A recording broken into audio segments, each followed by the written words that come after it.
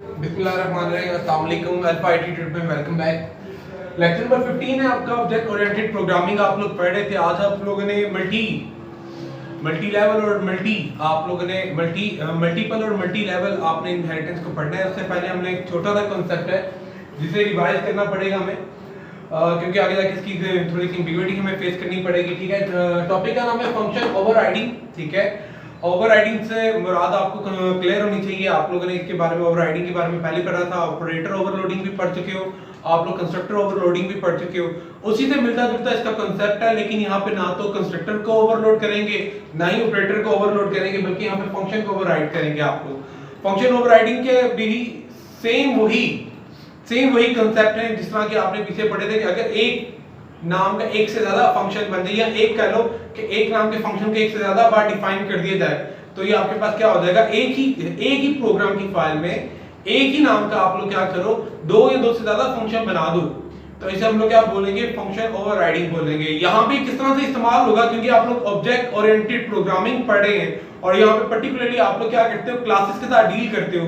तो यहाँ पे क्लासेस के लिहाज से इस्तेमाल किया जाएगा और कहा यूं जाएगा कि अगर आपके पास एक से ज्यादा क्लास मौजूद हो, एक पेरेंट क्लास है, एक चाइल्ड क्लास, इन दोनों क्लासेस के अंदर आपके पास क्या आ जाए, मेंबर फंक्शन आ जाए, दोनों में जो मेंबर फंक्शन आ रहा है उसका नाम क्या हो, सेम हो, तो ये आपके पास क्या करेगा, एम्बिग्युइटी क्रिएट करेगा और फंक्शन ओवरराइडिंग क्या कांसेप्ट क्या होगा आपके पास यहाँ पे लागू हो जाएगा। ठीक है, डिफाइन करता है, इसे कहता है the process of declaring member function in a derived से मुराद चाइल्ड क्लास, ठीक है, with the same name and same signature as in parent class. ठीक है, तो ऐसा अमल जिसके अंदर आप लोग क्या करो, डिक्लेयर करें, यानी कि बनाओ। किससे बनाओगे आप लोग, मेंबर फंक्शन यानी कि फंक्शन को बनाओगे किसके अंदर, ड्राइव क्लास यानी कि अपनी चाइल्ड क्लास में भी एक फंक्शन बनाओगे। ठीक है, विद सेम नेम, उसी नाम से, विद द सेम सिग्नेचर, उसी टाइप से, उसी तरह से इनपुट होगी, उसी तरह की इसकी आउटपुट होगी। ठीक है, नाम भी वही होगा जैसे कि उसके पेरेंट के अंदर, यानी कि पेरेंट के अंदर भी उसी नाम का फंक्शन बना होगा, चाइल्ड क्लास में भी उसी नाम का फंक्शन बना दिया जाए।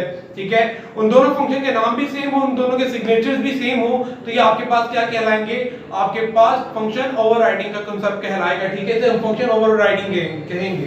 ठीक है, अब इससे होता क्या है, कहता है it allow the user to use the same name for calling the member function of a different class. ठीक है, इसे आपका जो यूजर है, जिसने आपके पास क्या करना है, यूजर से मुराद फिलहाल आप लोग अपने आप की कंसीडर करें, आप लोग जो लैंग्वेज की यूज कर रहे हैं एज अ डेवलपर।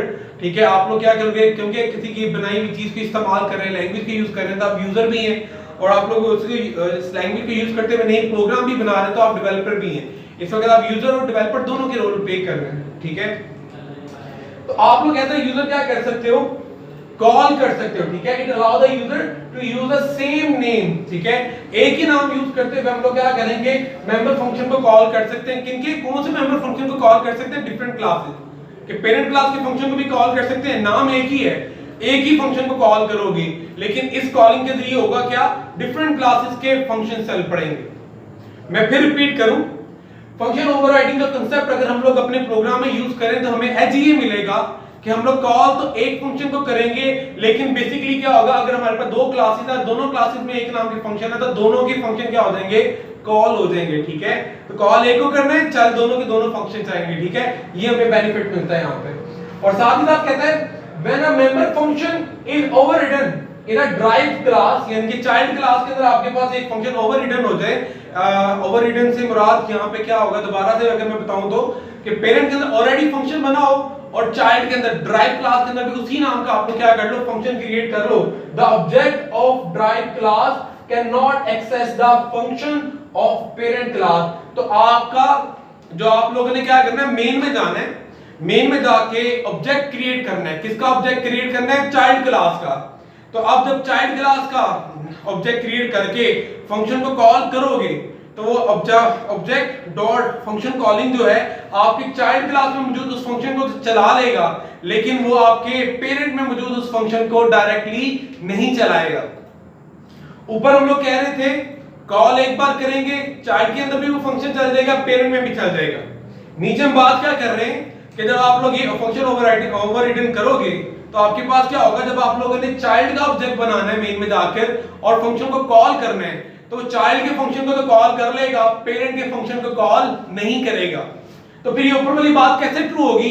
उसके लिए कहता है कि आपके पास the function of the parent class can be accessed by using the scope of resolution operator. तो अगर आप लोग चाहते हो कि आपकी इस कॉलिंग के जरिए आपके चाइल्ड क्लास का फंक्शन तो चले, साथ ही साथ उस पेरेंट क्लास में मौजूद फंक्शन भी चले, तो हम लोग क्या करेंगे, आपके पास रेजोल्यूशन ऑपरेटर को यूज करते हुए आपके पेरेंट फंक्शन को भी क्या करेंगे, कॉल करवाएंगे। आखिरी कॉलिंग किस तरह होगी कि हम लोग चाइल्ड का ऑब्जेक्ट बनाएं, चाइल्ड का फंक्शन कॉल करें, लेकिन चाइल्ड के साथ साथ पेरेंट का भी उसी नाम का फंक्शन चल जाए। ठीक है, तो उसके लिए हमने एक छोटा सा प्रोग्राम लिया जो आपकी बुक में मौजूद था। ठीक है, उसी को लेकर डिस्कस करते हैं। प्री प्रोसेसर डायरेक्टिव है आपके पास, तो ऊपर हेडर फाइल लिखी है आपकी इनपुट आउटपुट stream.h के नाम से, कंसोल इनपुट आउटपुट .h के नाम से। ठीक है, आपकी दोनों प्री प्रोसेसर डायरेक्टिव जिनको प्री प्रोसेसर चलाएगा। नीचे क्लास बनाई है पेरेंट के नाम से, और नीचे क्लास बनाई है आपके पास यहां तक चाइल्ड के नाम से। गौर करें तो पेरेंट के अंदर आपके पास एक कंस्ट्रक्टर है। ठीक है, कंस्ट्रक्टर से मुराद याद है ना कि ऐसा फंक्शन जिसका नाम एग्जैक्टली क्लास के नाम की तरह और उसकी कोई रिटर्न टाइप ना हो, आपके पास क्या होता है, आपका कंस्ट्रक्टर कहलाता है। तो ये कंस्ट्रक्टर है, और नीचे आपके पास क्या है, शो नाम का फंक्शन, किसके अंदर, पेरेंट क्लास में। अगर नीचे आ जाए तो चाइल्ड क्लास में भी देखिए हमारे पास क्या है, एक कंस्ट्रक्टर है। ठीक है, सेम नाम वही, कोई आउटपुट टाइप नहीं है, तो ये कंस्ट्रक्टर है, और साथ ही साथ इसके अंदर भी हमने शो नाम का क्या किया, फंक्शन बनाया। दो क्लासेस, एक पेरेंट वाली एक चाइल्ड वाली, दोनों क्लासेस के अंदर शो नाम का फंक्शन पेरेंट में भी है, शो नाम का फंक्शन आपके चाइल्ड में भी है। तो ये क्या हो रहा है, ओवरराइडिंग हो रही है। ओवरराइडिंग से आपको फायदा क्या होगा कि जब आप चाइल्ड का ऑब्जेक्ट बनाओगे और उसके जरिए शो का फंक्शन कॉल करोगे, जैसे कि हमने इस लाइन में पढ़ा कि हम कॉल करेंगे चाइल्ड का ऑब्जेक्ट बना के, लेकिन दोनों के दोनों फंक्शन एग्जीक्यूट होंगे। ठीक है, मसला क्या आएगा हमारे पास कि जब आप लोग चाइल्ड का ऑब्जेक्ट बनाकर फंक्शन कॉल करोगे, बेसिकली आपके पास क्या होगा, चाइल्ड में मौजूद शो का फंक्शन चलेगा, पेरेंट वाला फंक्शन नहीं चलेगा। और अगर पेरेंट वाला फंक्शन भी आपको चलाना है तो क्या यूज करना था, रेजोल्यूशन ऑपरेटर। वो कैसे यूज करना था, वो ये देखें कि आप लोग क्या करोगे, अपने इस शो के फंक्शन के अंदर क्लास का नाम लिखो अपनी, जिस क्लास के अंदर भी आप लोग क्या कर रहे हो, जो फंक्शन को कॉल करना चाह रहे हो। क्लास का नाम पेरेंट है, अपनी क्लास का नाम रेजोल्यूशन ऑपरेटर लगाओ, और उसमें मौजूद वो वाला सेम फंक्शन जो कि यहाँ पे है, शो वाला। ठीक है, इससे क्या हो जाएगा, आपके पास बेसिकली ये लाइन आपके पास चाइल्ड का शो वाला फंक्शन चलाएगी, लेकिन जब इसकी बॉडी में आएगा वो पहले पेरेंट के शो वाले फंक्शन को जाके चला लेगा, फिर वापस आके ये आपके शो वाले फंक्शन के अंदर लिखी हुई इस लाइन को चलाएगा, और आपके पास अल्टीमेटली क्या हो जाएगा, इस एक लाइन की वजह से ये वाला शो का फंक्शन भी चल जाएगा, और साथ ही साथ ये वाला शो का फंक्शन भी एग्जीक्यूट हो जाएगा। ठीक है, आइए प्रोग्राम को देखते हैं। ठीक है, पेरेंट क्लास आपकी, सबसे पहले हमने प्राइवेट की बजाय प्रोटेक्टेड आपके पास एक्सेस स्पेसिफायर लिखा है, और इसके नीचे एक वेरिएबल n नाम का लिख दी है। ठीक है, इट मीन आपका ये वेरिएबल सिर्फ और सिर्फ इस क्लास में यूज हो सकता है, या कोई क्लास अगर इसे इनहेरिट करेगी, जैसे चाइल्ड ने पेरेंट को इनहेरिट किया हुआ है, पेरेंट क्लास को क्या किया हुआ है, चाइल्ड ने इनहेरिट किया है, तो n वाला वेरिएबल इसके अंदर भी यूज हो सकता है। तो प्रोटेक्टेड करने से हमें ये फायदा होगा। पब्लिक के अंदर हमने क्या किया, कंस्ट्रक्टर बनाया, कंस्ट्रक्टर में क्या किया, वैल्यू मंगवाकर इस लोकल वेरिएबल की वैल्यू को क्या कर लिया, इनिशियलाइज कर लिया, और साथ ही साथ शो में क्या कर दिया, n की वैल्यू को डिस्प्ले कराया। बस इतना था काम। ठीक है, कि वैल्यू इनिशियलाइज की हुई है और वैल्यूज को डिस्प्ले करवा दी। चाइल्ड क्लास में आपने क्या किया, सबसे पहले तो इनहेरिट किया है पेरेंट के साथ। ठीक है, चाइल्ड क्लास को पेरेंट क्लास के साथ इनहेरिट कर दिया, जोड़ दिया, साथ ही साथ इसके प्राइवेट के अंदर एक वेरिएबल या कैरेक्टर टाइप का। ठीक है, और इसके कंस्ट्रक्टर में क्या किया, आपने इसके अंदर भी क्या किया, वैल्यू मंगवाई और इसे इनिशियलाइज किया। वैल्यू दो मंगवा रहे हो, सी वाली वैल्यू से इसके लोकल वेरिएबल को इनिशियलाइज कर रहे हो, ये जो m वैल्यू आ रही है इसे आगे क्या करें, इनहेरिट करके पेरेंट के कंस्ट्रक्टर के अंदर पास करा दें, ताकि यहां पे पहुंच जाए और यहां पे p के जरिए इस n की वैल्यू भी क्या हो जाए, सेट हो जाए। और इसके शो के अंदर भी हमने क्या किया, पेरेंट के पहले तो पेरेंट क्लास के अंदर मौजूद शो का फंक्शन कॉल कराया, और बाद में इसका ये क्योंकि शो किसका है, चाइल्ड का ना, तो शो चाइल्ड का जो ch वाला वेरिएबल है उसकी वैल्यू भी हमने क्या की हुई है, डिस्प्ले कराई हुई। ठीक है, और बाद में हमने नीचे मेन का फंक्शन बनाया। ठीक है, अब मेन के अंदर इसकी वर्किंग देखते हैं। ये तो हमने प्रोग्राम को देख लिया कि प्रोग्राम में है क्या, अब इसकी रनिंग देखते हैं। ठीक है, सबसे पहले स्टार्ट होगा प्रोग्राम प्री प्रोसेसर डायरेक्टिव में आपके पास, सॉरी प्री प्रोसेसर ने आपकी ये वाली प्री प्रोसेसर डायरेक्टिव को चलाया।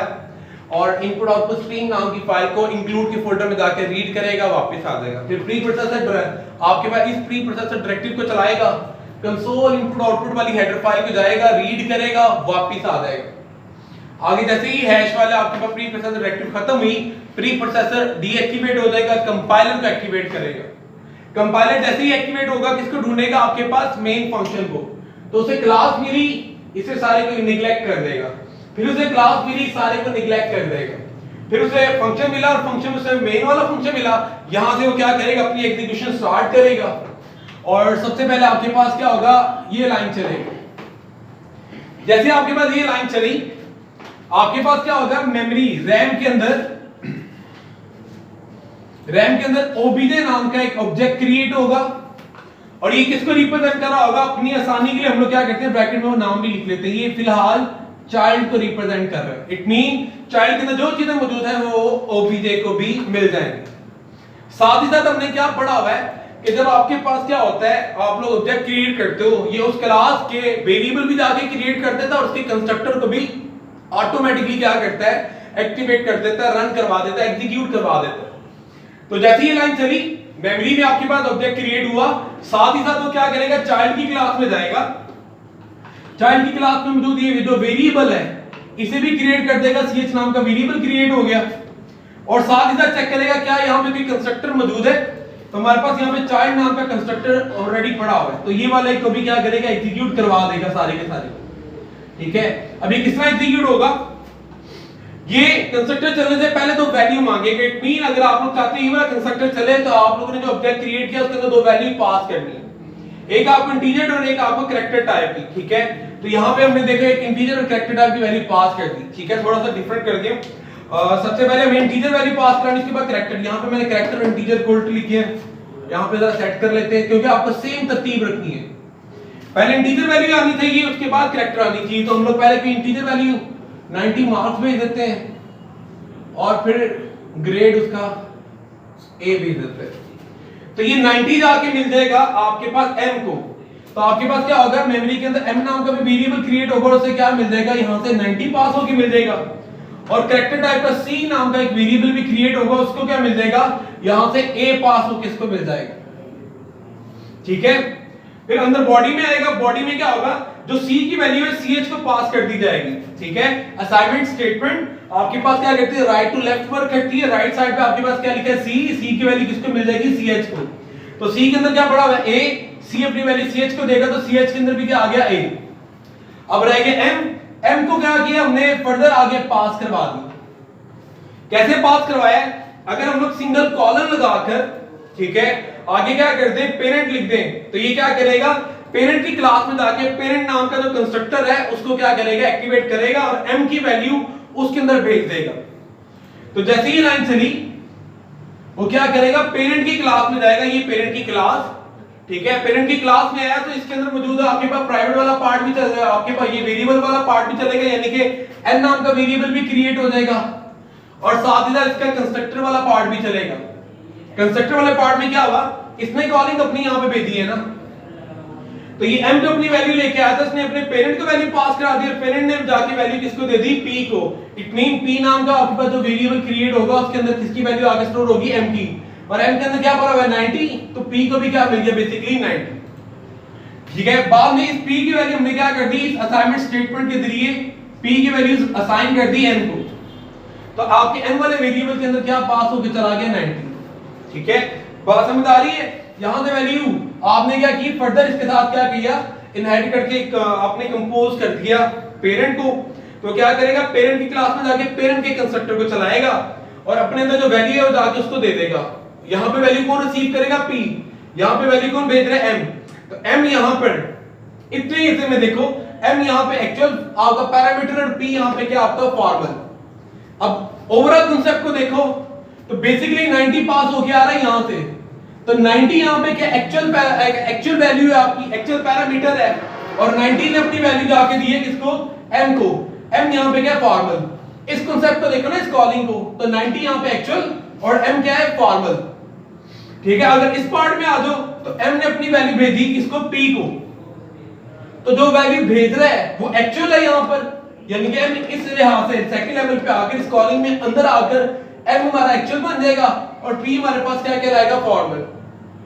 और अगर इस क्लास के अंदर आ जाओ तो p ने अपनी वैल्यू किसको पास की n को, तो वैल्यू कौन दे रहा है p, ले कौन रहा है n, तो p यहां पे एक्चुअल है और n आपके पास क्या फॉर्मल। अगर ये याद रहे तो बड़ी अच्छी बात है, नहीं रहे तो सिर्फ और सिर्फ आपने क्या करना है इसके कांसेप्ट को याद रखना है कि यहां से वैल्यू पास हुई, चाइल्ड के आपके पास क्या होगा कंस्ट्रक्टर को मिलेगी, चाइल्ड के कंस्ट्रक्टर को 90 और a मिलना है।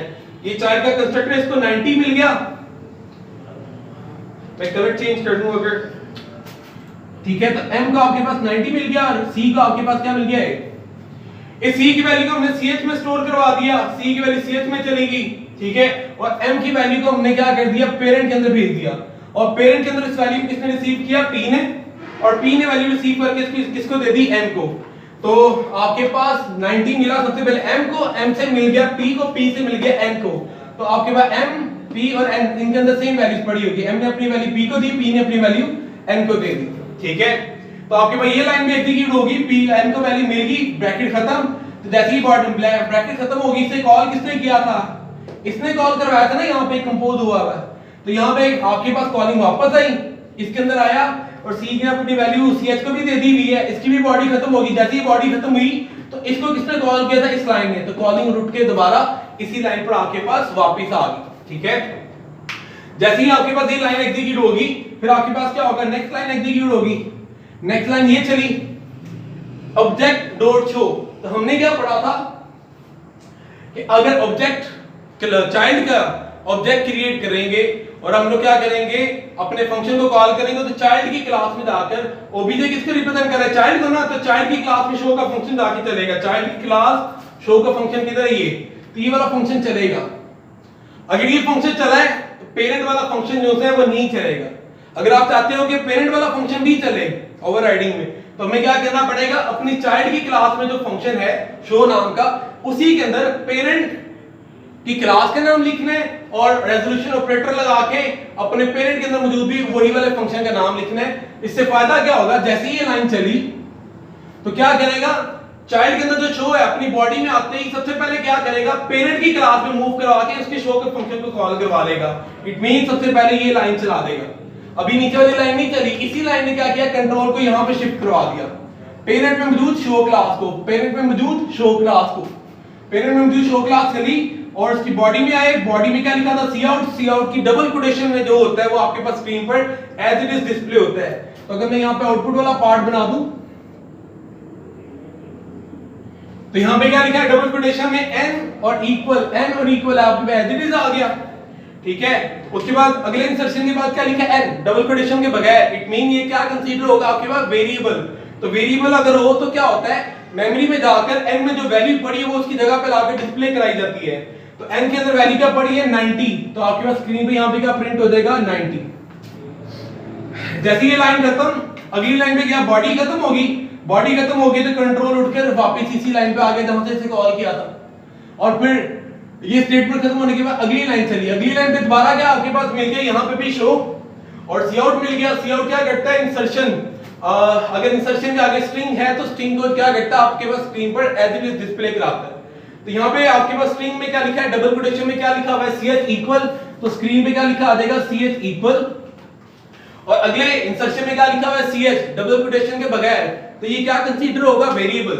अगर ये वेरिएबल है तो क्या होगा, मेमोरी में जाकर ch की जो वैल्यू है वो इस जगह पे लाकर डिस्प्ले कराई जाएगी। मेमोरी में ch की वैल्यू आपके पास क्या पड़ी हुई है, a, तो अल्टीमेटली यहां पे क्या होगा, ch की वैल्यू यानी कि a प्रिंट हो जाएगा। ये लाइन भी खत्म, बॉडी आपके पास यहां पे भी क्या होगी, खत्म होगी। जैसे ही बॉडी खत्म हुई कंट्रोल उठ के दोबारा वहीं पे आ गया जहां से उठ के वो आगे गया, आगे गेट ch और आपके पास प्रोग्राम क्या हो गया, खत्म, ठीक है। तो ये आपके पास आउटपुट थी। रफली बता दूं हुआ क्या, सबसे पहले चाइल्ड का ऑब्जेक्ट क्रिएट हुआ, चाइल्ड क्लास में गए, ठीक है, उसका ऑब्जेक्ट क्रिएट होने के बाद चाइल्ड क्लास में गए, उसका वेरिएबल क्रिएट किया और उसका कंस्ट्रक्टर चलाया। अब यहां पे क्या है जी, जरा आपके पास क्या हुआ है जी, कंस्ट्रक्टर को पेरेंट के कंस्ट्रक्टर के साथ जोड़ा हुआ है। तो जैसे ही चाइल्ड का कंस्ट्रक्टर चला साथ ही पेरेंट का कंस्ट्रक्टर भी चला, और साथ में हुआ क्या, चाइल्ड के कंस्ट्रक्टर ने अपनी m की वैल्यू पेरेंट के कंस्ट्रक्टर में भेज दी और c की वैल्यू से अपने वेरिएबल को इनिशियलाइज कर लिया ch वाले को। तो ch के अंदर c की वैल्यू आगे स्टोर, m ने अपनी वैल्यू पेरेंट वाले में भेज दी, पेरेंट वाले में p ने रिसीव की, p ने रिसीव करके आगे किसको दे दी, n को। तो इस तरह से इस एक लाइन ने आपके पास ये वाला सारा पार्ट भी चला दिया और ये वाला सारा पार्ट भी चला दिया, वेरिएबल क्रिएट करके ये वाला कंस्ट्रक्टर भी, वेरिएबल क्रिएट करके ये वाला कंस्ट्रक्टर भी चला दिया, सिर्फ एक ही लाइन में, क्योंकि दोनों चीजें आपस में क्या है, जुड़ी हैं। तो एक चलती है तो साथ में दूसरी को भी चला देते। फिर दूसरी लाइन जब चली उसमें भी हमने क्या किया कि ऑब्जेक्ट जो कि चाइल्ड को रिप्रेजेंट कर रहा है, चाइल्ड का शो वाला फंक्शन चला, लेकिन जैसे चाइल्ड के शो वाले फंक्शन में है उसके अंदर पेरेंट के शो वाले फंक्शन को भी कॉल किया हुआ था रेजोल्यूशन ऑपरेटर के जरिए। तो सबसे पहले क्या करेगा, पेरेंट का शो वाला फंक्शन जाके चलाया उसने, चलाने के बाद वापस आया और फिर उसने अपनी बॉडी का एग्जीक्यूट किया, बॉडी खत्म हुई, कंट्रोल वापस आया और आपका फंक्शन यहाँ पे क्या हो गया, खत्म। ये है ओवरराइडिंग कि अगर दो क्लासेस के अंदर डिफरेंट क्लास, दो या दो से ज्यादा क्लासेस के अंदर एक ही नाम के आपके फंक्शन बने आ जाए तो आपके पास क्या होता है, आपके पास एरर आ जाता है। ठीक है, इस एरर को ओवरकम करने के लिए, इस एम्बिग्युइटी को खत्म करने के लिए हम लोग क्या करते हैं कि इन क्लासेस को आपस में, इन क्लासेस के जो फंक्शन है आपस में अटैच करते हैं। किस तरह कि चाइल्ड के अंदर मौजूद जो फंक्शन है शो नाम का, उसी के बॉडी में पेरेंट के शो वाले को भी कॉल कर लिए। इस तरह कंपाइलर को एम्बिग्युइटी नहीं होती, वो जाके आपके पास पेरेंट वाले को अलग चला देता और चाइल्ड वाले को भी एग्जीक्यूट कर देगा, वरना उसे परेशानी होगी कि ये वाला फंक्शन चलाना है, वो वाला फंक्शन चलाना है, आपके पास एरर भी दे सकता है। ठीक है, क्योंकि इनहेरिटेड है, ये वाला चलाने के साथ साथ वो ऑटोमेटिकली उसकी तरफ भी मूव करेगा, इसलिए आपके पास क्या आता है, एरर आता है। ठीक है, तो इस कांसेप्ट को याद रखना है ओवरराइडिंग के। ठीक है, ओवरराइडिंग को बड़े एहतियात से डील करना जब भी आपने डील करना है, और वहां पे डील करना है जहां पे आप लोग चाह रहे हो कि मैं एक ही कॉलिंग करूं और जिसके लिए कॉल करो उसका फंक्शन चले, साथ ही साथ उसके साथ जो इनहेरिटेड है उसके साथ भी जो फंक्शन है वो भी चलते हैं, तो आप लोग क्या करते हो, ओवरराइडिंग को यूज करते हो। ठीक है, यहाँ तक ये मामला था। इंशाल्लाह अब आगे मूव करते हैं, आपके पास मल्टी लेवल और मल्टीपल इनहेरिटेंस को पढ़ते हैं और आपके इंशाल्लाह इनहेरिटेंस का सारा टॉपिक और सारा चैप्टर खत्म हो जाएगा। ठीक है, इंशाल्लाह आपसे नेक्स्ट लेक्चर में मुलाकात होती है, मुझे इजाजत दें, अल्लाह हाफिज़।